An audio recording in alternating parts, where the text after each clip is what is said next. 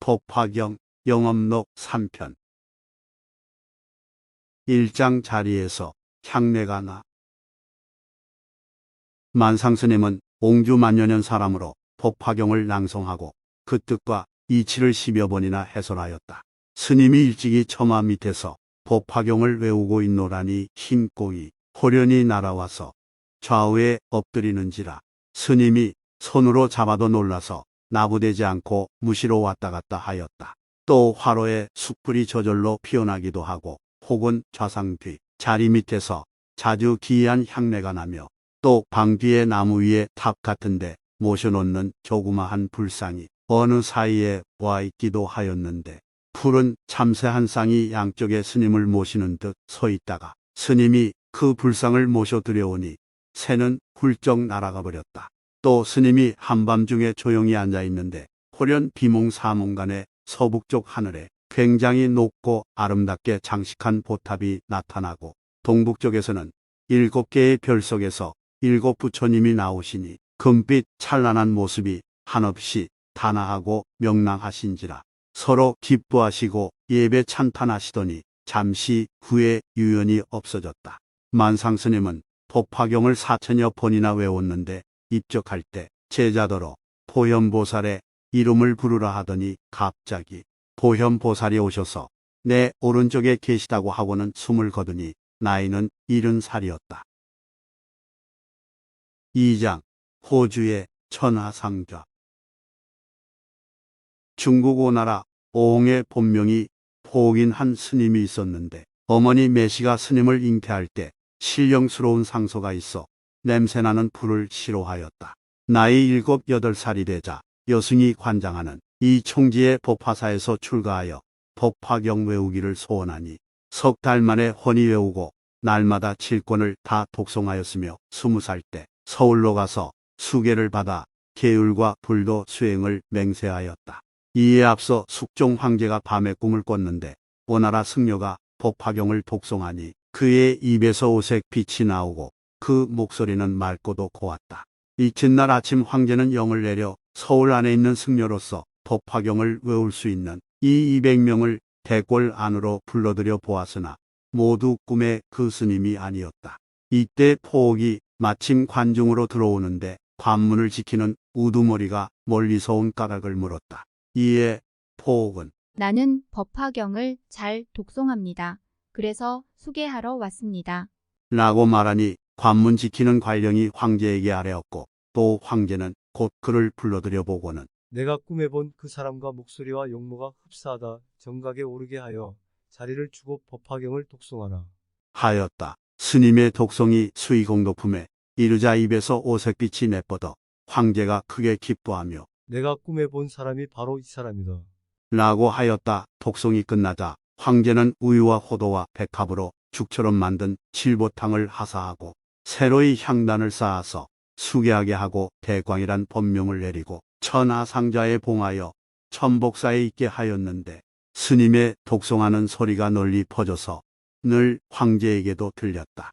스님은 또 중국 섬소성의 남전 정사사에 있었는데 이절 스님의 꿈에 천상계의 동자가 내려와서 대광 스님의 경 읽으시는 소리가 유정천에까지 들려옵니다.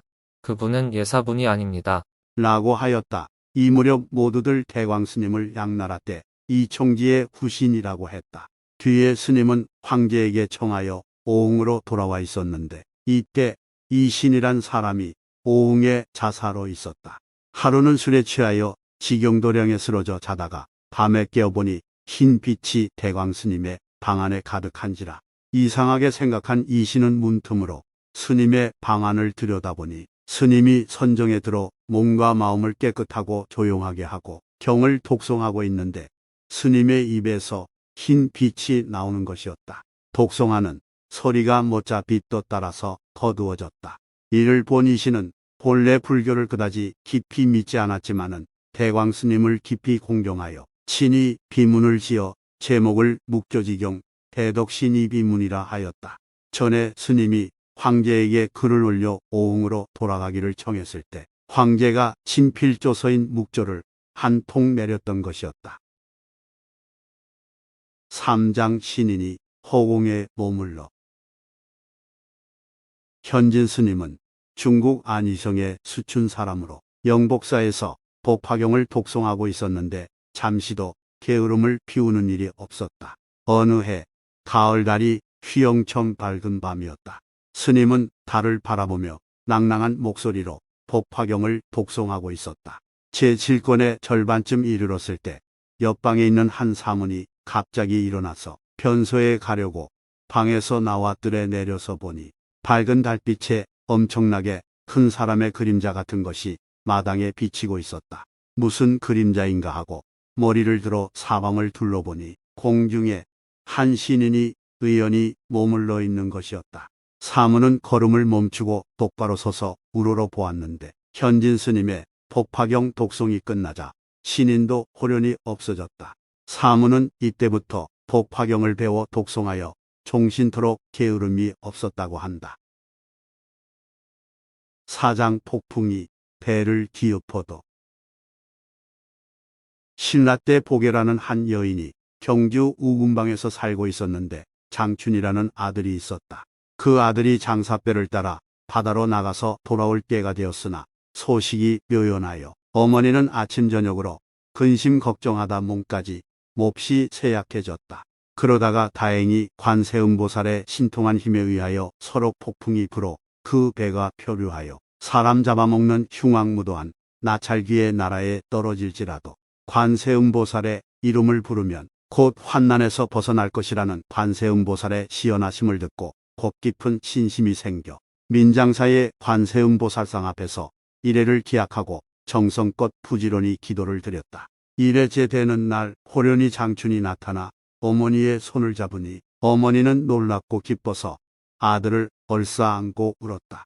절에 스님이 괴이하게 여기고 그 까닭을 물었더니 장춘이 말하기를 제가 집을 떠나 바다로 들어갔다가 갑자기 폭풍을 만나 함께 배에 탔던 다른 사람들은 모두 고기밥이 되고 저만 홀로 널판지를 타고 오나라에 표착했는데 그 나라 사람이 나를 데려다가 종으로 부렸습니다. 하루는 들에 나가 밭을 갈고 있는데 문득 한 기이한 스님이 와서 말하기를 고국이 생각나지 않느냐고 하기에 나는 그의 앞에 꿇어 앉아서 늙으신 어머님이 계시어 사모하는 마음이 간절하다고 하였더니 만약 어머니를 만나보고 싶거든 나를 따라오라 하고 동쪽으로 가기에 나는 곧 뒤를 따라갔습니다. 한 곳에 이르니 수저 스님이 내 손을 잡아 이끄는데 정신이 몽롱해져서 마침 꿈속과 같더니 호련 우리나라 말이 들리고 내가 이 민장사의 관음상 앞에 와 있었습니다. 이내 우리 어머님인 줄을 알았지만은 오히려 꿈속 같습니다. 라고 하였다. 천보 4년 을유 4월 8일 신시에 오나라를 떠나 술시에 이 절에 이른 것이었다. 경덕왕이 이 소문을 듣고 깊이 공경하여 전닭과 곡식을 후이 내려 영구히 공양에 이바지하게 하고 다달이 8일이면 절에 행차하여 부처님께 예배하여 그 공덕을 찬탄하는 것을 정례로 삼았다. 어머니 보계와 아들 장춘은 인근의 청신사와 청신녀들과 합력하여 특별히 금자, 법화경 한지를 만들었으며 해마다 봄 3월에 도량을 베풀고 법화경의 미묘하고도 깊은 이치를 강설하여 수행에 정진하고 관세음보살을 공경 예배하여 큰 은혜에 보답하고자 하였다. 5장 불탄 경전이 변하지 않아. 중국 사천성 융주에 사는 호원괴는 불법을 독실하게 믿었다. 법화경과 금강경과 열반경 등을 베껴 썼는데 잘못 쓸까봐 두려워서 마침내 땅굴 속에 들어가 쓰고는 한 선서에게 교정을 청했다. 경이 완성되자 그는 곧 경을 섬서성 기주에 있는 시골 농촌에 있는 집으로 가지고 갔는데 하루는 볼 일이 있어서 어디를 갔다가 와보니 그 집이 이웃불에 연소되어 아무것도 남아있는 것이 없었다. 그는 땅을 치며 한탄했지만은 별 도리가 없었다. 그가 사람을 시켜 잿더미를 헤쳐보니 책을 메어 장식했던 금동의 축이 드러나고 여러 경전이 고스란히 남아있었으며 종이 빛깔은 오히려 변하지 않았는데 다만 금강경, 반야경의 첫머리 제목만이 검게 타 있었다.